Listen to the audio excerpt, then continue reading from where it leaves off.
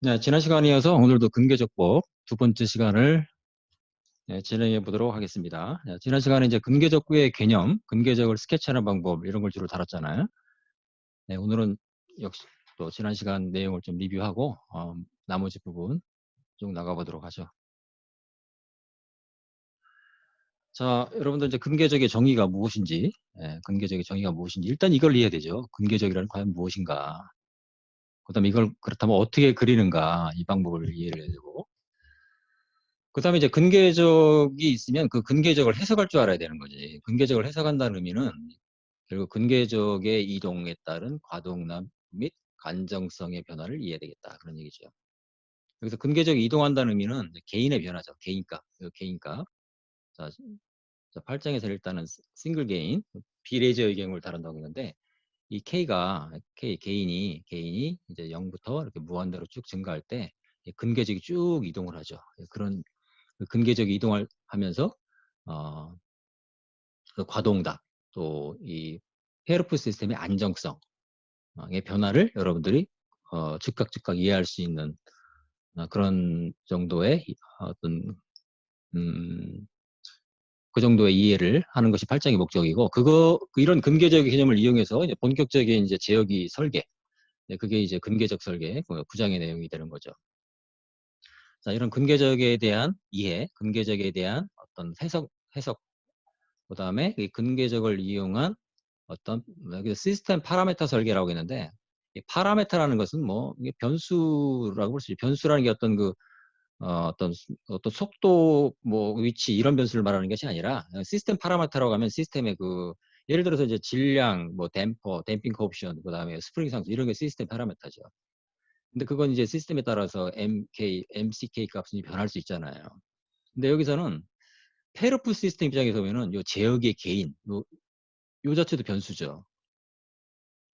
요 제어기 개인, 이 변수를 결정하는 과정을 우리가 이제 제어기 설계 과정이다, 이렇게 얘기를 한 거죠.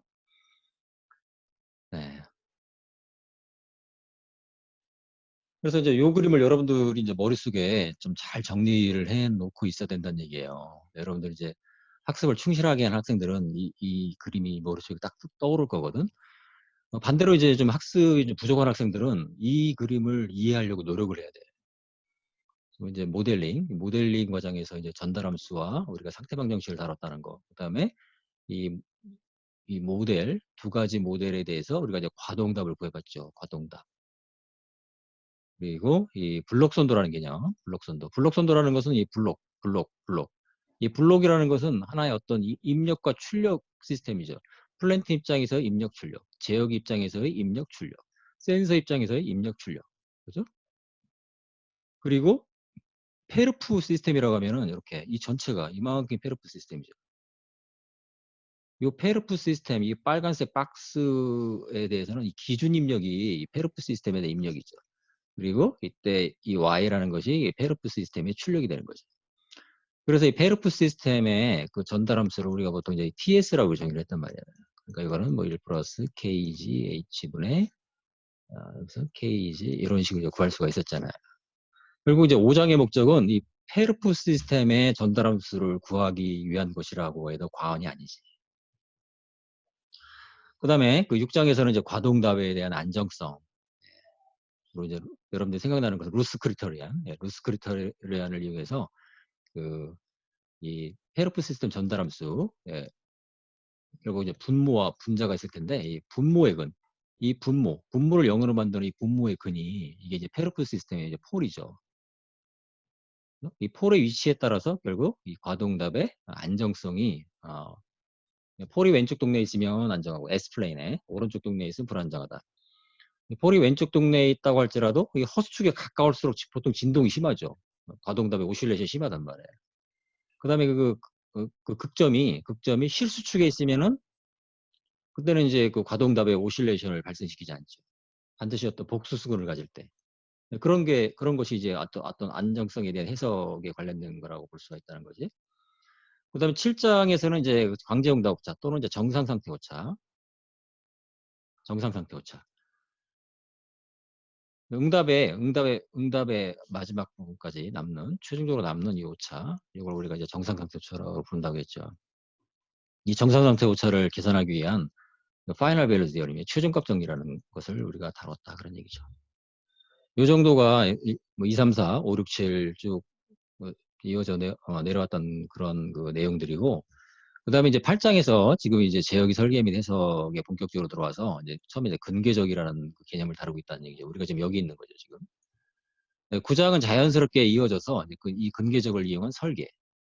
그다음에 10장으로 넘어가면 이른바 이제 주파수 송답 개념을 이용한 해석 및 설계. 이렇게 들어간다는 거죠. 그리고 페르프 시스템을 바라볼 때, 자, 이게 일단은 이제 그 블록으로 이루어졌는데, 제역이라는 것, 플랜트라는 것은 실제로 이제 어떤 뭐 자동차가 됐든 뭐 항공기가 됐든 드론이 됐든 어떤 실제로 어떤 피지컬한 시스템이죠. 또는 전기회로, 또 네트워크, 뭐 이러한 어떤 어, 또는 어떤 통신 시스템일 수도 있고. 근데 우리 이제 메케니컬 시스템으로 한정한다면 실제로 뭔가 모션이 일어나는 그런 어떤 실제 물체인 경우가 많죠. 그럴 때 여기 실제로 이제 이 플랜트를 움직이는 것은 뭔가 이렇게 액추에이터, 그죠? 그 액추에이터의 대부분은 사실 전기 모터란 말이지. 자동차 같은 경우는 이제 뭐 엔진일 수도 있죠. 드론도 요즘 보면 이제 어떤 모터뿐만 아니라 어떤 엔진을 이용해서 그 드론 비행하는 경우도 있죠. 잠깐만요. 이거 잠깐만. 여보세요? 예, 지금 예, 지금 수업 중인데 어떤 어떤 예. 예, 그 보내주십시오. 제가 수고하세요.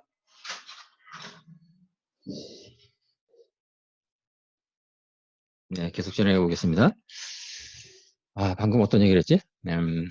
예, 지금 이제 피드백 시스템을 얘기하고 있었는데, 플랜트라는 것은 이제 실제 그 뭔가 모션이 일어나는 어떤 물리적인 현상이 일어나는 실제 제어 대상이 되는 거죠. 제어 대상. 이걸 제대로 이해하고 있는 학생들은 뭐 별 문제가 없겠지만, 자, 아직도 이해가 부족한 학생들을 위해서 얘기하는 건데, 그리고 이제 뭔가 이 플랜트를 움직이는 그런 실제적인 어떤 파워를 공급하는 그것이 이제 액추에이터, 구동기죠, 구동기. 예, 이 구동기의 파워가 결국은 이 플랜트의 뭔가 모션이 일어나게 만드는 거죠. 전기 자동차 같은 경우 이제 그 바퀴에 전기 모터가 이제 회전하면서 결국 굴러가는 것이고, 드론 같은 경우는 이제 그죠? 드론 날개의 로터 회전에 의해서 결국 양력을 얻어서 뭔가 비행을 하고 뭐 이런 거지. 그런데 그 실제 피지컬 시스템의 그 어떤 구동 입력에 대한 그 출력을 이렇게 GS라는 플랜트 어떤 전달함수 모델로 우리가 모델링을 했다, 그런 얘기죠. 그리고 제역이라는 것은 기본적으로 피드백 제어기는 에라, 이 기준 입력과 출력의 이 에라를 받아들여서 제어 입력, 여기서 말하는 유는 이제 제어 입력이죠. 제어 입력.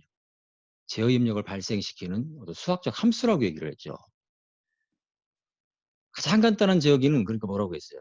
제어 오차에다가 개인을 곱하는 거죠. 예를 들어서 현재 시간에 오차가 0.1이었어. 근데 개인은 100이야. 그럼 U는 얼마예요? 0.1 곱하기 100 하면 U는 10이잖아. 그럼 10이라는 제어 명령이 들어가는 거예요. 제어 명령이 들어간다는 의미는 조금 더 얘기를 하면 이제 요 점선은 결국 이제 어떤 마이크로 프로세서인가 컴퓨터에서 어떤 소프트웨어의 형태로 연산이 이루어지는 거죠. 연산이. 그 연산된 결과가 U잖아요. 제어 명령을 연산해서 이제 결정을 한 거지. 전에도 얘기했지만, 근데 이제 이걸 플랜트의 구동기의 입력으로 U를 전달하려면, U라는 것은 이 컴퓨터 내에서는 어떤 데이터잖아요. 디지털 데이터잖아. 근데 이거를 실제적인 물리량을 바꿔주는 그런 인터페이스가 필요하다고 했지. 이것도 보통 DA 컨버터라고 하는데, 디지털 투 아날로그 컨버터. 근데 그 전기모터 입장에서는 전압을 전기모터 인가하면은 그 플레밍 연쇄 법칙에 의해서 토크가 발생해서 이제 뭔가 구동기 파워가 발생한단 말이죠.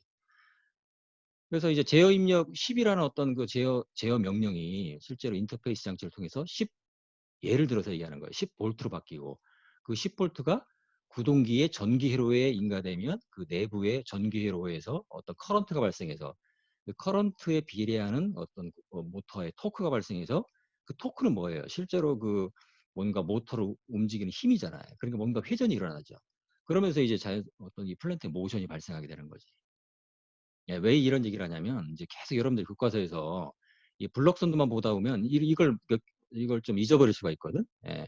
이렇게 이제 하드웨어를 이렇게 매칭해서 이해하는 것이 여러분들이 이 피드백 제어 시스템을 이해하는데 훨씬 낫다고 생각하기 때문에 이걸 얘기하는 거예요. 그다음에 이제 그 LR 계산하기 위해서는 이 플랜트의 출력을 갖다가 우리가 이제 어떤 컴퓨터에서 이 플랜트 출력을 알 수 있어야 되는데 결국 그 디바이스로서 우리가 센서가 있죠, 센서. 여러 번 얘기했지만 이 피드백 룹에 이 블럭이 없다는 얘기는 없는 게 아니고 HS가 2일인 경우 이건 이제 퍼펙트한 센서를 이제 가정하는 그런 경우라고 얘기했죠. 센서라는 것은 이제 이 실제 물량, 어떤 속도라든지 위치라든지 고도라든지 이런 걸 감지를 해서 그거에 비례하는 전기 신호를 발생시키거든. 근데 전기 신호를 근데 컴퓨터로 입력시키려면 어떤 디지털 데이터 형태로 변환해줘야 한다는 거예요. 보통 AD 컨버터 또는 이제 카운터 이런 형태로. 왜냐하면 그 디지털 컴퓨터에서는 어떤 데이터 연산을 하는 거잖아요. 그러니까 센서 값을 어떤 디지털 데이터 형태로 변환해주는 그 인터페이스가 필요하다는 거예요. 그러면 이제 요 빨간색 점선 박스 안에서는 결국 어떤 소프트웨어를 이용해서 이 마이크로 프로세서에서 어떤 연산이 이루어지고 있는 거죠. 자, 여러분들 이 그림을 잘 보고 실제로는 이런 이제 피드백 과정이 이루어지고 있다는 겁니다. 여기서 그래서 이제 전에 이제 제어 주기라는 얘기를 했었는데 이제 이게 LR을 계산하고 개인을 곱하고 제어 입력을 발생시키고 제어 입력이 전달돼서 또 출력이 변하고 그다음에 센서가 감지해서 그 다음 데이터가 들어올 때까지 한 주기. 요 한 주기를 갖다 제어 주기라고 얘기하거든. 제어 주기. 요 제어 주기가 보통 뭐 그 시스템마다 다르지만 보통은 1ms 정도면 노멀하다고 보는 거예요. 1ms면 이제 0.0017죠. 그 얘기는 무슨 얘기예요? 이 어떤 기준 입력에 대해서 이 플랜트 출력이 1초 흘러가면 이 룹이 1000번 돈다 그런 얘기잖아요. 여러분들 나중에 이제 응용과학 실험에서 모터 제어 실험을 할 때도 그때 좀 설명을 할 기회가 있겠지만 어떻게 보면 지금 설명이 그 응용과학 실험 모터 제어 실험을 하기 위한 예비였던 그런 수업 그런 성격도 있는 거예요. 그래서 자, 이 룹이 돈다는 의미는 뭐냐면은 이 디지털 컴퓨터에서 매 제어 주기마다 LR 계산해서 제어 명령을 산출한다 그런 의미가 있는 겁니다. 이 룹이 계속 도는 거예요, 이렇게. 자, 여러분들 기억하기 쉽게 이게 계속 돕니다, 이게. 이렇게 돌아가면서 계속해서 에러가 발생시키고 계속해서 이제 출력이 발생하는 거죠. 어떤 기준 입력이 스텝이었다. 그럼 이게 어떤 고정된 어떤 목표 위치 또는 목표 속도 또는 목표 고도, 이 목표값이 되는 거지.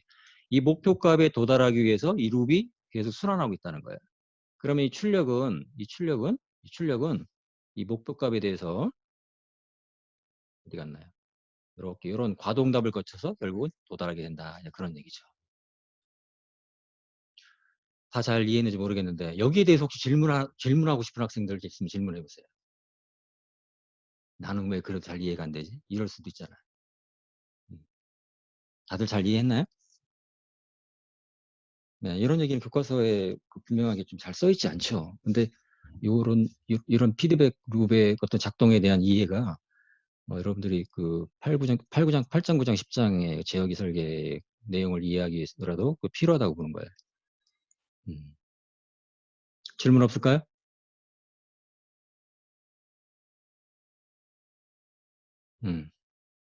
넘어갑시다. 자, 그래서 지난 시간에 그 어떤 한 예로서 교과서 내용이죠. 교과서에 보면 이제 이렇게 어떤 예에 대해서 이제 이런 결국 이제 여기서 하고 싶은 얘기는 주어진 전달함수 모델에 대해서 제어기 개인을 결정하는 과정. 이게 우리가 이제 피드백 컨트롤 디자인 프로블럼이다 그런 얘기죠. 제어기 설계의 문제라는 것은 주어진 전달함수에 대해서 제어기 개인을 결정하는 문제다 그런 얘기죠. 그래서 우리는 지금 8장 9장의 루트로코스 메소드를 좀 학습하고 있는 중이다. 우리가 이미 6장에서 학습했던 루스 크리터리안, 또 7장에서 학습했던 파이널 밸류 테오림도 간접적인 디자인 툴이 될 수 있다. 최소한 이 피드백 시스템이 안정하기 위한 그 어떤 그 개인의 범위, 그렇잖아요. 루스 크리터리안을 이용해서 또 파이널 밸류 시스템을 이용해서 예,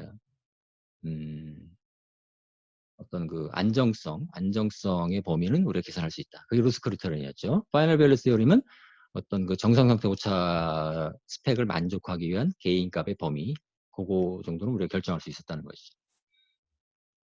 이 8장 9장에서 이제 그 근계적법, 루트루커스 메소드는 조금 더 나아가서 어떤 이런 과동다 스펙을 만족하는 어떤 개인 값 또는 개인의 범위, 예, 그거를 이제 결정하는 과정이 되는 거지.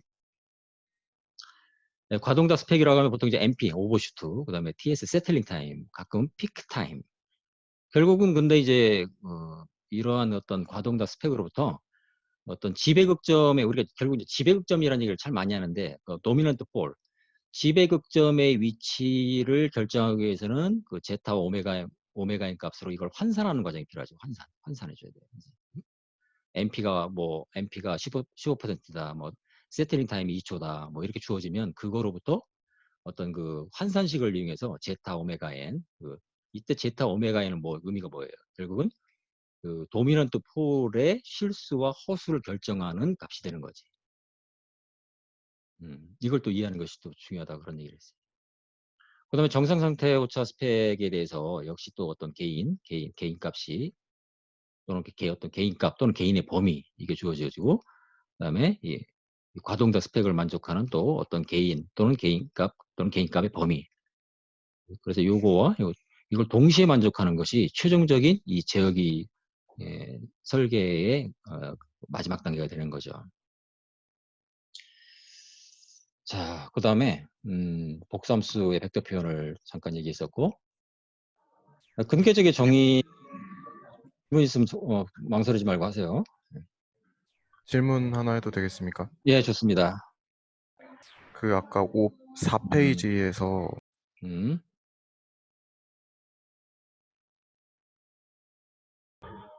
혹시 4페이지에서 음, 그 라이징 타임이라고 하나요? 그 음, TR이 과동다 계속 스펙 얘기하세요. 쪽에 있는 거기서 0.1에서 0.9 그 범위인데 이게 왜 0.1에서 0.9가 그때까지만 라이징 타임인지 궁금합니다. 그건 뭐 전에도 얘기를 했지만은 그냥 하나의 정의일 뿐이다.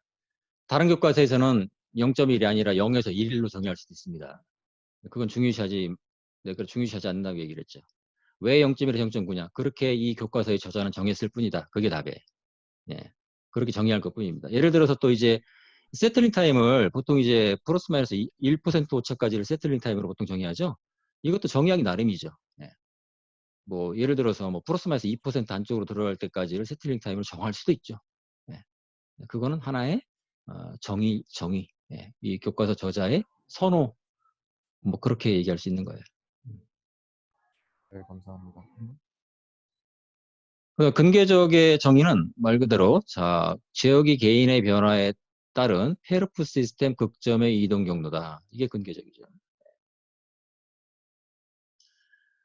이 교과서 예제를 보면 지금 이제 매스 댐퍼 시스템에 대해서 어떤 앰플리파이어 K1 이게 뭐예요? 그리고 이제 비례제어죠.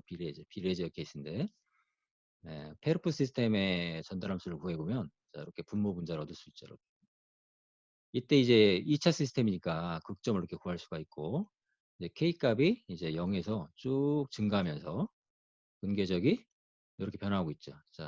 근데 출발점은 0과 마이너스 10에서 출발해서 이때가 이제 결국 뭐예요? 이때가 이제 개인이 0일 때의 값이죠. 개인을 증가시키면 이제 출발하죠. 이쪽 출발하고 더 증가시켜서 개인이 25일 때는 이게 만나죠. 그러면서 중근을 갖는 거죠. 그러니까 K가 25일 때 이 페르프 시스템의 분모는 중근을 갖는 거죠. 듀플리킷 루트를 갖는다는 거예요.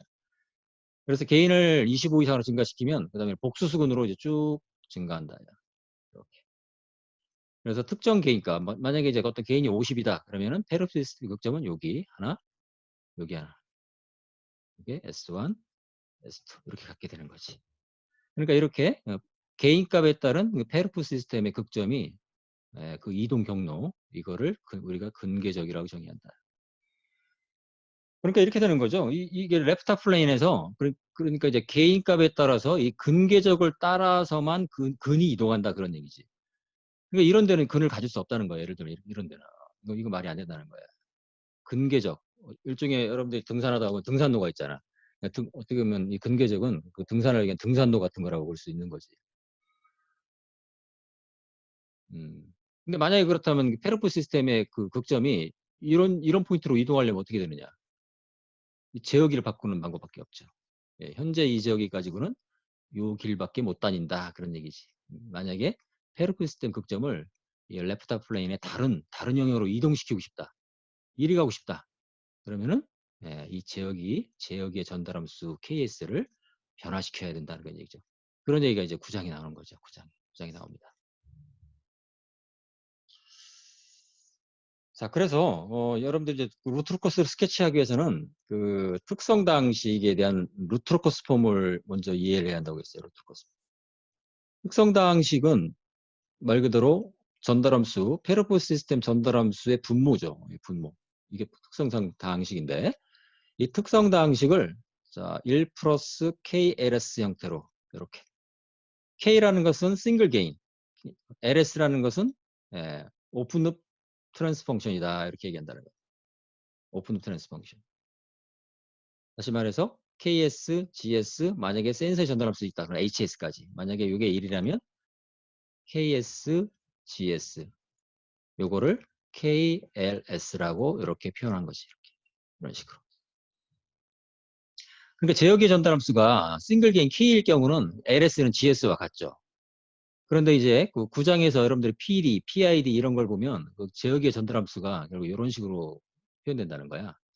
그러면은 P 컨트롤인 경우에는 자 이때는 이제 LS가 그냥 GS일 수밖에 없죠. 그죠? 여기 보세요.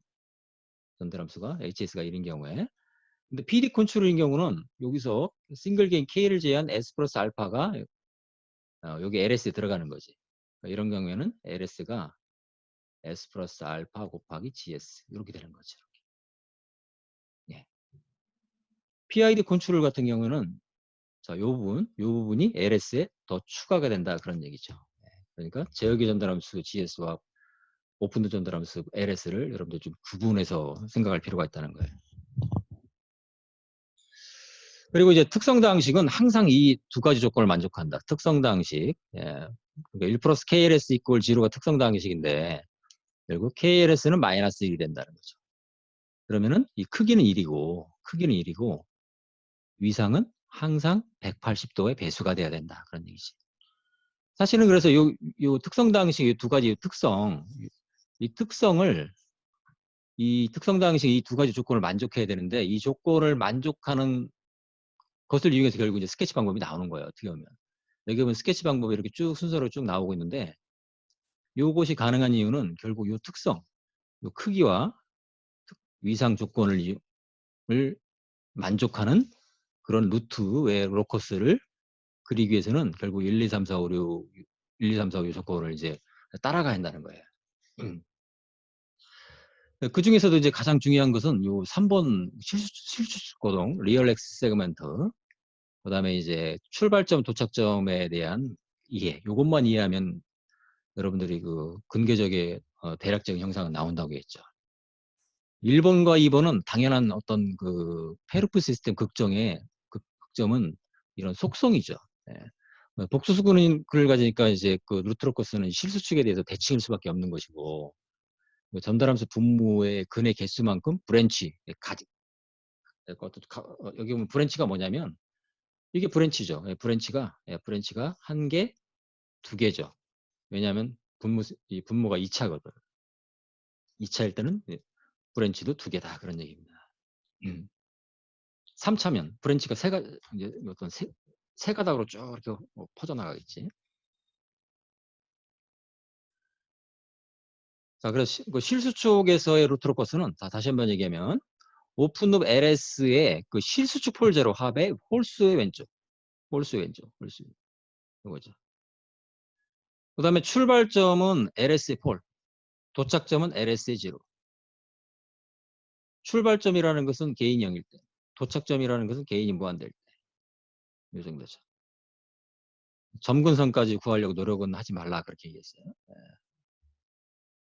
자, 루트로커스의 어떤 특성 당시의 루트로커스 폼에서 우리가 이제 이 LS라는 것이 오픈룹 점들 함수인데 오픈룹 점들 함수의 분모 분자 ASBS. 자, 이렇게 딱 보면 K가 0일 때는 어떻게 돼요? AS 이퀄. 이게 뭐야? AS 이퀄 0이. 이게 이제 LS의 폴이죠. LS의 폴. 그다음에 개인이 무한대일 때는 어떻게 돼요? 무한대일 때 이걸 K로 나눠주면 K분의 1의 AS 플러스 BS 이퀄 얘가 0이 되잖아요. 이건 뭐예요? LS의 제로가 되는 거죠. 개인이 0에서 무한대까지 쭉 증가할 때 루트로커스는 LS의 폴에 출발해서 LS의 제로로 들어간다. 이런 얘기죠. 그 다음에 이제 예제가 쭉 나왔었는데 지난 시간에 아마 여기까지 했었지? 예. 아주 간단한 2차 시스템 예제인데 이런 경우에는 이제 이 부분 이게 LS가 되는 거죠. LS가 되는 거.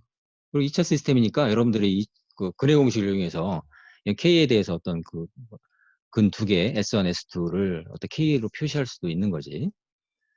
자, 스케치 방법을 따라서 이제 스케치를 해보면, 자, 여기서 이제 LS의 폴은 어디예요? LS의 폴은 S 이퀄 마이너스 1, 마이너스 2. LS의 제로는 S 이퀄 마이너스 3, 마이너스 4. 이게 출발점이지.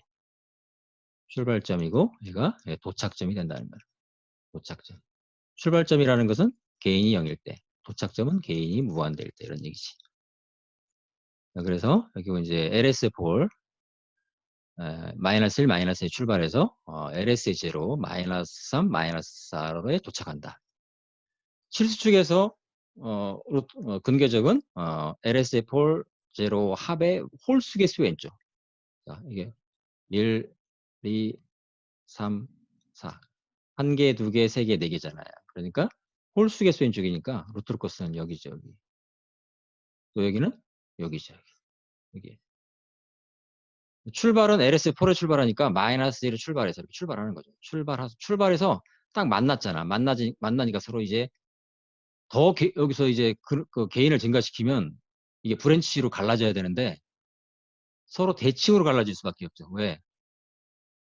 루트는 복수수근은 서로 복수수근의 허스파트는 플러스 마이너스로 항상 어떤 컨주게이트를 갖기 때문에 그렇다는 얘기지.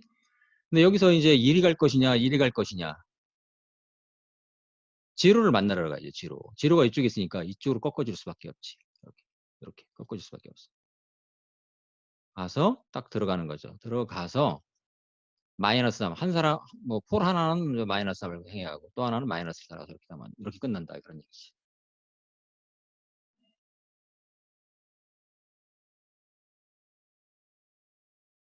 근데 만약에 예를 들어 개인 100일 때의 어떤 그 페르프 시스템 극점 위치를 구하라. 개인 100을 집어넣고 이제 2차 방정식 풀면 되겠지. 그럼 어떻게 될까요? 이건 뭐 여러분들 풀어보면 알겠지만 개인이 100일 때는 예를 들어서 이렇게 어떤 점을 딱 갖겠죠. 이게 이제 S1, S2. 개인이 100일 때의 페르프 시스템 극점 위치는 요 점 두 개가 되겠죠. 이렇게.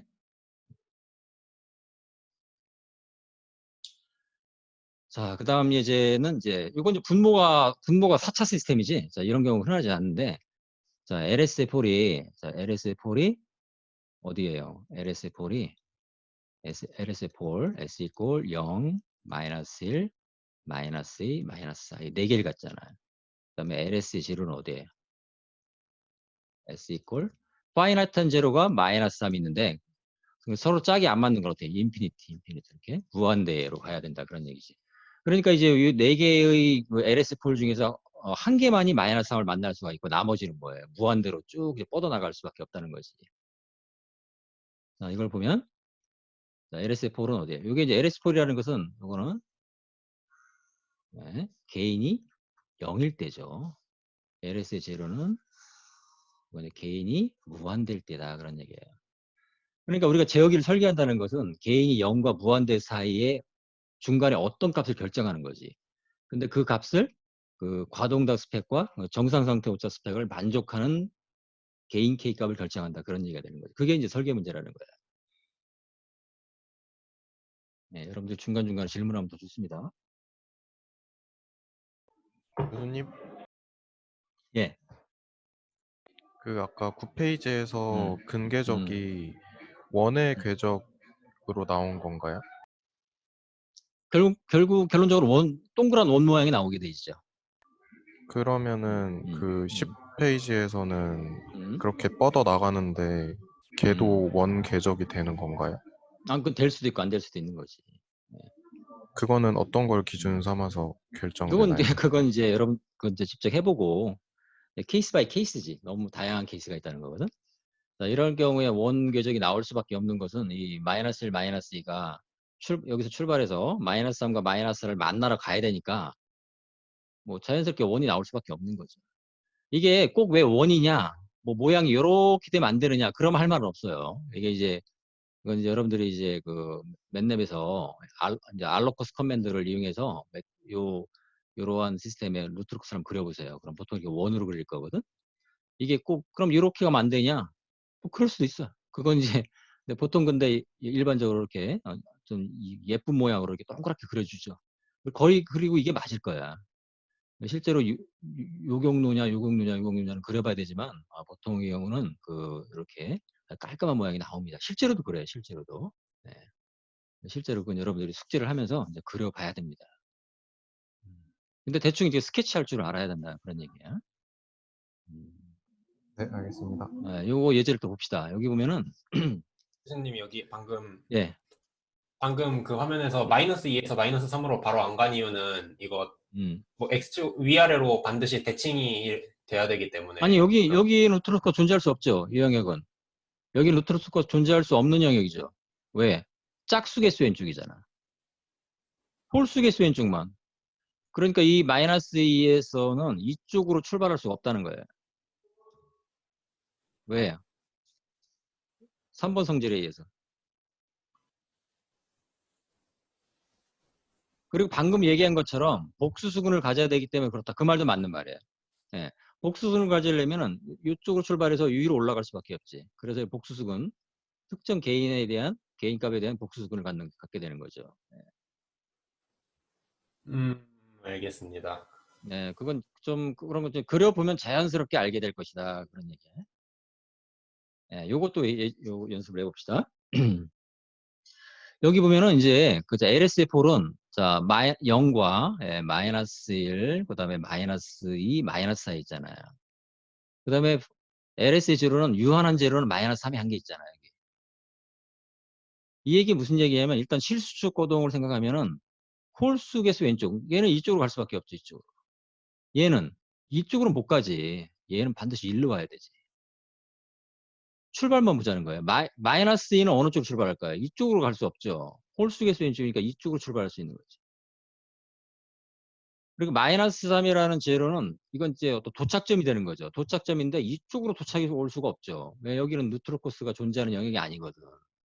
그리고 도착하는데 이쪽으로 도착해 오는 거죠. 이렇게. 이쪽으로. 도착점이 되는 거죠. 그리고 마이너스 4 같은 경우는 이것도 역시 오른쪽으로 못 가고 왼쪽으로 갈 수밖에 없죠. 왜? 1, 2, 3, 4, 5. 홀수잖아. 그러니까 얘는 이쪽으로 갈 수밖에 없다는 거예요. 이쪽으로. 자, 이렇게 출발을 해서 이제 개인을 점점 직가시키면 얘는 어떻게 될까요? 0과 마이너스에서 출발해서 만나겠죠. 만나서 이제 그 대칭으로 갈라져야 된다는 거예요. 대칭으로. 왜? 복수수근이니까. 근데 여기서도 이제 지난 시간에 여기까지는 얘기를 했구나. 근데 이제 얘가 왜 이리 안 가냐? 왜 꼭 이쪽으로 가야 되느냐? 요건 이제 이 루트로코스 스케치 방법만 가지고는 판단하기가 힘들지. 요 3번, 4번 가지고는 이걸 판단하기 어렵죠. 그때 이제 점근선을 알면 사실은 이제 5번이 그래서 필요한 거거든. 5번에 이제 점근선을 계산하면은 점근선을 그리면 요게 점근선이야. 요게 점근선. 이 점근선의 각도를 알면 결국 그림이 조금 그런데 요 점근선으로 결국 루트로커스까지 쭉 이렇게 점근해 간다는 얘기거든요. 이런 식으로. 예, 그림이 안 좋은데. 그러니까 점근선의 각도, 이 각도를 알면 이 루트로커스가 이게 이제 왼쪽으로 갈지 오른쪽으로 갈지를 알 수가 있죠. 그런 의미에서는 점근선을 학습할 필요도 있지 사실은. 근데 그 점근선을 그 계산하지 않고도 여러분들이 이제 충분히 이게 왼쪽으로 갈지 오른쪽으로 갈지를 이제 판단할 수 있다는 거예요. 그렇기 때문에 굳이 뭐 학습을 안 해도 되겠다고 한 거거든. 이게 이제 예제 8회 5, 여기 있네요. 여기 보면 똑같은 예제인데, 자, 여기 보세요. 여기 이제 4차인데, 페르프 시스템의 특성 다항식은 이거죠. 요거를 이제 그 다항식 형태로 정리하면 이렇게 되겠지. 이렇게. 그러니까 이제 1 플러스 K에 LS의 분모, LS의 제로 이렇게. 요게 이제 그 특성 다항식의 루트로커스 폼이라고 얘기하는 것이고, 요걸 갖다가 정리하면 AS 플러스 KBS 요거잖아요. 그러니까 결국 뭐예요? 요걸 0으로 하는 거. 요게 결국 특성 다항식이죠. 그게 이거죠, 이거. 요 식이지. 요 식은 AS 플러스 KBS 요 식을 말하는 것이다. 이거 4차 다항식이 되잖아요. 4차 다항식. 이게 결국은 그 페르프 시스템 전달함수 DS분의 NS라고 할 때 이게 결국 이제 DS 이꼴 0과 같은 식이죠. 그래서 여러분들 그 특성 다항식의 루트로커스 폼하고 특성 다항식의 실제 어떤 그 다항식 형태로 정리된 거 조금 이제 구별할 필요가 있는 거지. 그 연습이 필요하다. 자, 이거는 이제 여러분들 그 6장에서 학습한 그 루스 크리테리안을 이용하면 그 루스 테이블을 만들어서 이 페르프 시스템이 안정하기 위한 개인 K의 범위를 구했잖아요. 6장에서 그런 걸 했잖아요. 이걸 이제 루스 테이블을 만들면 4차 다항식이니까 이렇게 봅시다. 어떻게 될까요, 여기는? 1, 14, 1, 14, 3K 이렇게 되고 S3승 로우는 어떻게 될까요? 7과 요거 그러니까 7, 8 플러스 K 이렇게 할 수 있겠죠? 이게 이제 기본적인 두 개의 로우를 그릴 수 있고 그다음에 이제 여러분들이 S 스퀘어 S1 요거에 대한 걸 여러분들이 계산을 해야 되겠지. 그럼 여기 어떻게 될까요? S0까지 가나요? 그럼 여기 어떻게 될까요? 여기 이제 여기 B1, C1, D1에서 그 안정성 조건에 의해서 첫 번째 칼럼이 전부 0보다 커야 된다. 1은 0보다 크고 이거 0보다 크고 이것도 크고 이거 커야 된다. 이렇게. 요거에서 결국 이제 그 페르프 시스템이 안정하기 위한 어떤 그 이런 범위가 나오는 거죠. 요 K 스타 값을 여러분이 계산할 수 있단 말이지. K 스타 값. 요 K 스타 값이 어느 순간이에요? 바로 요 순간이죠. 네. 요때가 K가 K 스타다 이런 얘기예요. K 스타 계산하면 되겠죠, 이렇게. 근데 만약에 이렇게 루스 테이블을 만들어서 안정성 판별을 했더니 그냥 K가 이게 답이다. 예를 들어서 이 얘기 뭘 의미해요? 아무리 개인 K를 증가시켜도 이 근계적은 오른쪽으로 넘어가지 않는다는 걸 의미하는 거지. 만약에 얘가 이쪽으로만 간다. 그러면 이렇게 만약에 이렇게 뻗어나갔다. 그럼 이렇게 나올 수가 없죠. 응? 어떤 개인이 안정성 범위가 어퍼바운드 K스타가 나온다는 얘기는 이 근계적이 반드시 이쪽으로 넘어간다는 의미가 되는 거지. 이렇게 넘어간다는 거죠. 요 허수축을 통과하는 요 점에서 갖는 개인이 K스타가 된다 그런 얘기죠. 이렇게 이제 여러분들이 충분히 이제 그 루트로커스가 왼쪽으로 이동할지 오른쪽으로 이동할지는 이제 판단할 수 있다 그런 얘기예요. 여기서도 그러니까 여기 요 예제에서는 이제 그 얘기까지는 안 했는데 그럼 지저분하니까 좀 지워볼까? 다시 한번 보면 그렇죠? 요점이 결국 이제 안정성 한계가 되는 거죠. 요때 이 K 값이 뭐냐는 거예요. 요 값을 구해라요. 그럼 이제 근데 이게 이제 그 직관적으로 그럼 어떻게 할 수 있느냐? 뭐 근데 직관을 동원할 수밖에 없거든. 근데 하나의 방법인데 이런 경우는 이제 거의 맞거든. 이게 소스 싱크의 개념을 이용하면 이게 이제 여기 마이너스 1과 0에서 출발한 그 루트로커스가 여기 서로 만나잖아요. 만나서 이제 갈라지는데 이 마이너스 2라는 이 폴이 보이거든. 그러면 얘는 분명히 일로 가게 돼 있어요. 이쪽으로. 왜냐하면 어떤 힘의 균형을 생각하면 이 마이너스 2에서 어떤 밀어내는 그런 효과가 있는 거거든. 이렇게 그게 거의 맞습니다. 여기 근데 만약에 이 제로가 마이너스 3이라는 제로가 아니라 뭐 이게 좀 얘가 안 좋은데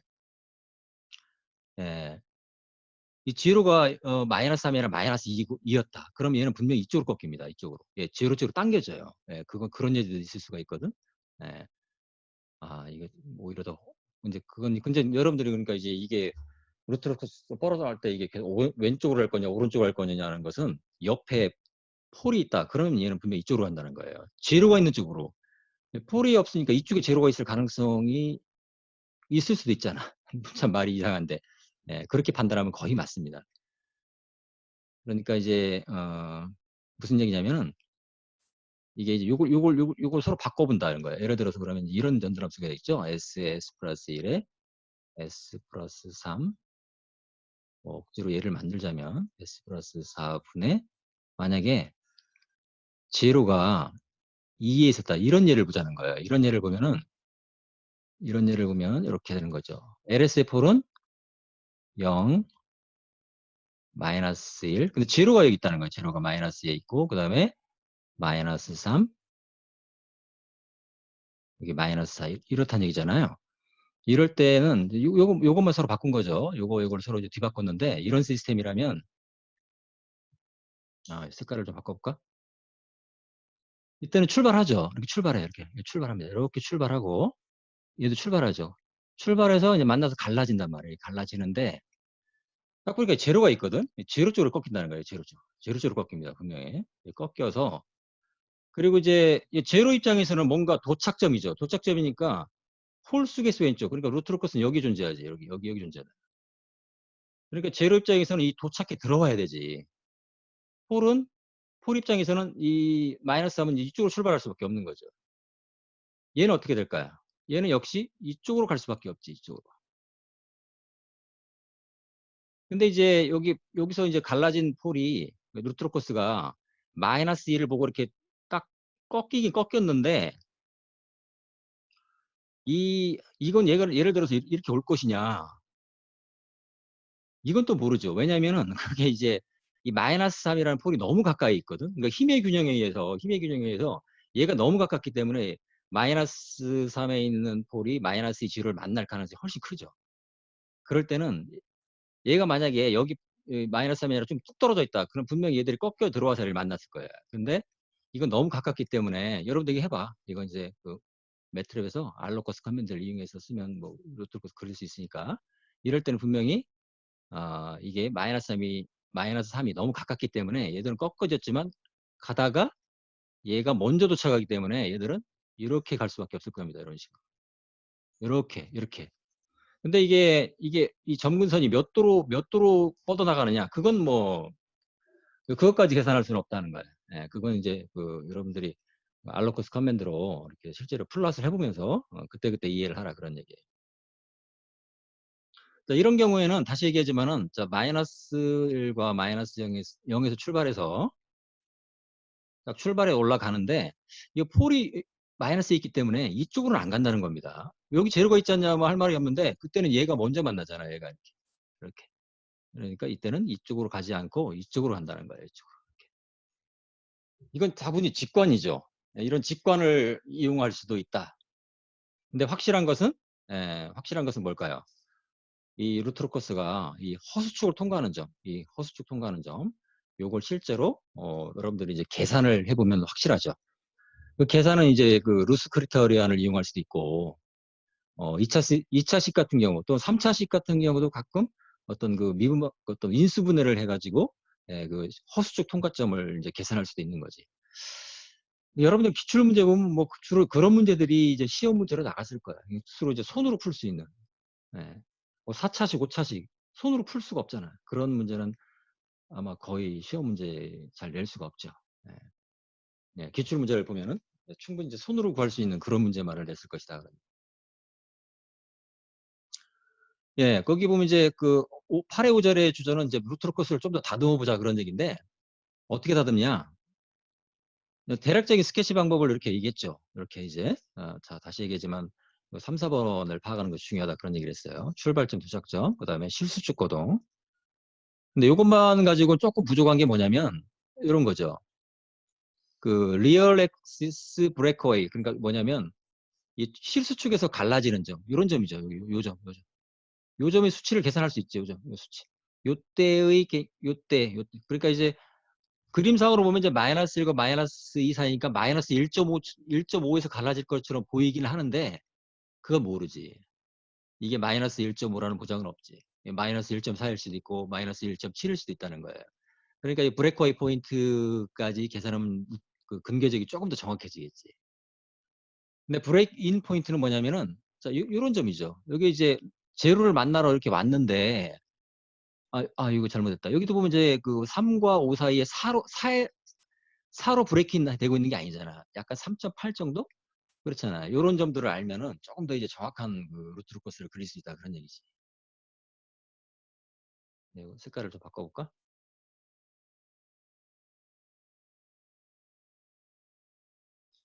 그리고 또 하나 또 필요한 점, 저 체크할 포인트는 이 실수축 크로싱 포인트. 요거죠, 요점이죠, 요죠. 요런 점들을 여러분들 계산할 필요가 있는 거지. 요런 점 구하라는 게 결국 뭐 시험 문제 보통 내지. 여기 보면은, 자, 개인이, 자, 요, 마이너스 1과 마이너스 1은 뭘까요? 이 예제의 전달함수는 여기 없네요.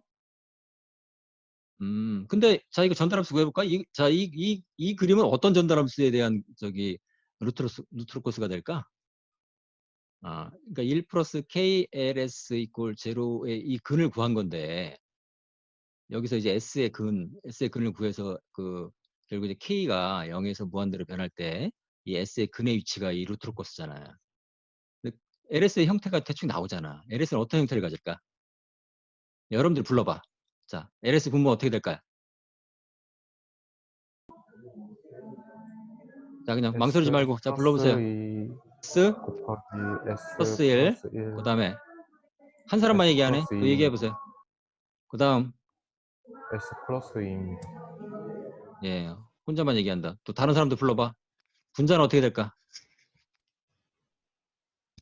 S 플러스 3, S 마이너스 3, S 마이너스 5입니다. 그렇죠. S 마이너스 3. 네, 그 다음에, S 마이너스, 이렇게 되겠죠? 여기에 옆에 이제 K가 붙고, 1 플러스. 이게 이제 특성 방식이 이렇게 되는 거죠. 이렇게. 이런 거지. 자, 이런 경우에는 이제 어떻게 보면 LS의 폴제로가 2대2로 딱 맞는 경우인데, 그러니까 이제, 폴제로가 서로 이렇게 짝이 만들면 되게 이렇게 원이 나올 수밖에 없지. 자, 그래서 이제 여러분들이 관심을 가져야 할 포인트는 사실은 이제 브레이크 어웨이 포인트, 브레이크 인 포인트, 이런 포인트들은 자, 요 포인트에서 어떤 그는 실근을 갖는 그런 거가 되겠죠. 그 다음에, 이미지너리 엑시스 크로싱 포인트. 그러니까 허수축을 통과하는 요 때는 어떻게 될까요? 요 때는 이제 허근을 갖는 그런 경우잖아.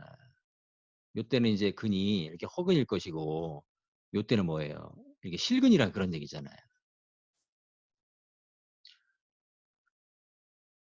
그러니까 예를 들어서 이런 경우 2차식이니까 충분히 여러분들이 이제 저희가 그림 형식을 이용해서 근을 구할 수 있지만, 뭐 3차식 또는 4차식이라 할지라도, 자, 허수축을 통과할 때의 그는 허근이다. 그 다음에 실수축을 브레이크어웨이 할 때는 이 실근이라는 걸 이용하면 이걸 집어넣으면은 대략적으로 여러분들 이 위치를 이제 계산할 수 있지. 네. 그리고 이제 안정성 측면에서는 이 포인트가 중요하죠. 허수축을 통과하는 요점. 왜냐하면 이게 안정성 한계이기 때문에 그렇게 되는 거지. 그러니까 이 허근을 가질 때 이 K 값이 얼마냐. 이게 우리가 관심사지. 예? 이 안정성 한계가 바로 이제 KS, K 스타 값이 된다는 얘기지.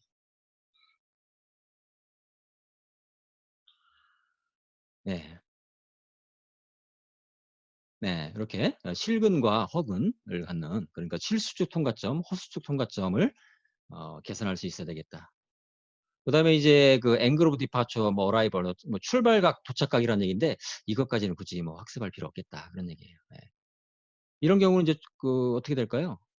출발각 굳이 얘기하면 이제 뭐또 180도로 출발하는 거죠. 얘는 이쪽으로 출발하니까 0도가 될 것이고, 도착각은 이렇게 도착하니까 이건 180도가 되고, 이건 별로 뭐 이렇게 계산할 필요도 없는 그런 문제가 되는데. 예, 출발각과 도착각을 알면 조금 더 루트 코스를 이제 정확한 그림을 그릴 수 있다 그런 얘기입니다. 자, 의외로 시간이 참 많이 흘러가네. 이게 나는 어떤 예제를 다루니까 시간이 많이 남을 줄 알았더니 그렇지도 않네요. 야, 여기까지 질문 있을까요? 하나 더 해볼까? 이건 아까 했던 그 예제인데 똑같은 예제지. 예, 여기 이제 루트로코스 폼이 이런 형태가 되는데 요걸 정리하면 이렇게 되겠죠. 예. 다시 한번 쓰면 자, 특성 상식이라는 것이 1 플러스 KLS인데 이걸 쓰면 1 플러스 K의 LS의 분모, LS의 분자. 이걸 다시 정리하면 어떻게 돼요? AS분의 AS 플러스 KB 이거잖아요. 그럼 여기서 뭐예요? 결국 특성 방식은 분자잖아요. 분자. AS 이퀄 KBS. 이게 최종적인 특성 방식이 되겠죠? 예. 이게 결국 이거죠. 이거죠. 예. 그리고 그 루스 크리터리아를 이용해서 이 통과점, 이 허스트 통과점. 이때는 어떻게 될까요? 허근을 갖겠죠. 이렇게. 이때는 어떻게 될까요? 이거는 마이너스 제곱이 되죠. 이렇게 두 개의 합은. 그러니까 루스 크리터리안을 이용하면 이 그 개인의 안정성 한계에 이 K스타 값을 계산할 수 있을 것이다. 이 K스타 값을 가질 때의 근 이거죠. S1 J오메가, S2 마이너스 J오메가, S1은 J오메가, S2는 마이너스 J오메가. 4차식이니까 이제 어떻게 될까요? 그 극점도 4개잖아요. 세 번째, 네 번째 극점은 어디 있을까? 세 번째 극점은 이제 요건 뭐야? 개인 0일 때 출발이고, 이게 이제 개인이 무한될 때 도착점이잖아. 이게 가까워 보이지만 시간은 엄청 오래 걸리는 거지. 굳이 시간으로 얘기한다면.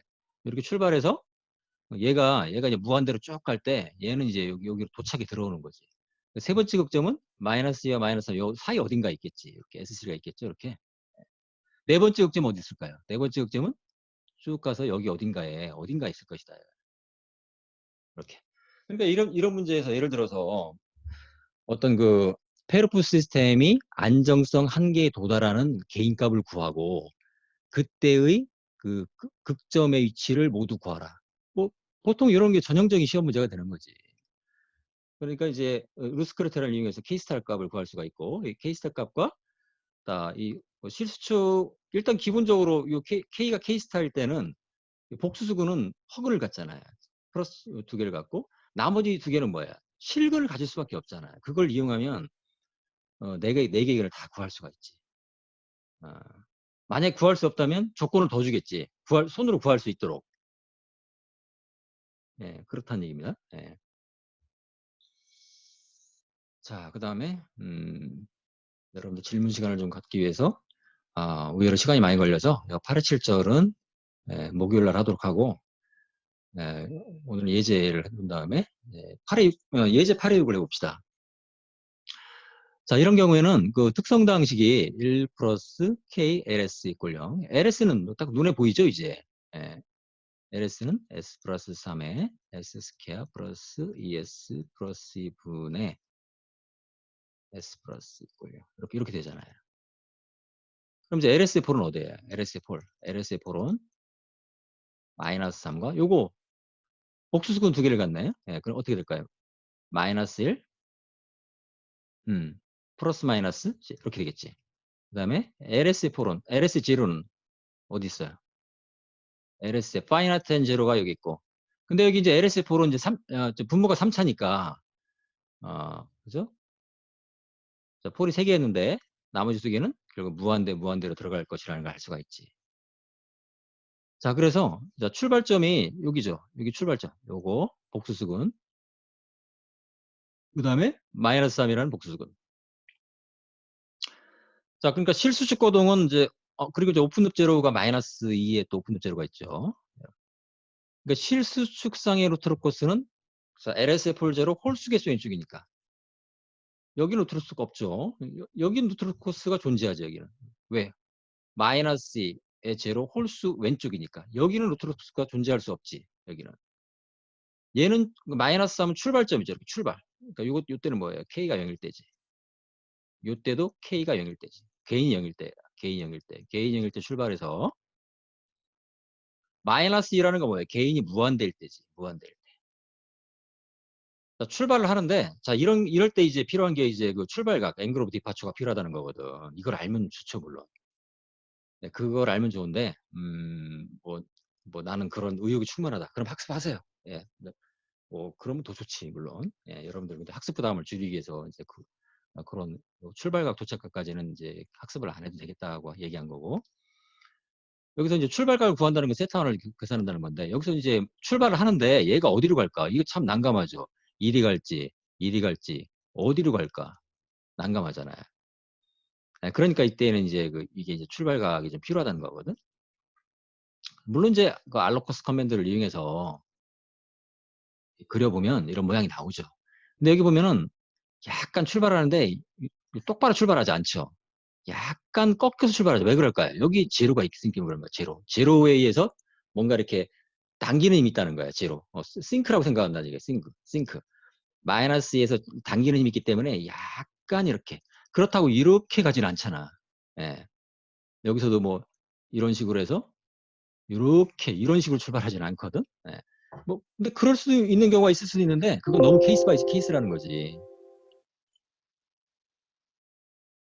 자, 다시 보면 그래서 마이너스 복수수군 마이너스 1 플러스 j 또 하나의 복수수군 마이너스 1 마이너스 j 출발점이죠. 출발하는데 약간 제로 쪽으로 약간 향했다가 이렇게 무한대로 접근한다는 거. 이쪽도 마찬가지죠. 이렇게 무한대로 접근한다는 거. 그다음에 마이너스 3에서 출발한 폴은 그대로 마이너스 2로 들어간다 이런 얘기죠. 네. 음. 예. 근데 만약에 이제 이건 얘인데 여러분들이 이제 이 3이라고 하지 말고 이거를 3 대신에 한 10 정도로 해보세요. 그러면 이 모양은 완전히 달라질 것 같거든. 이게 이러면 또 얘기가 안 되네. 이게 아니고 이게 아닙니다. 다시. 예를 하나 그리려고 하는 건데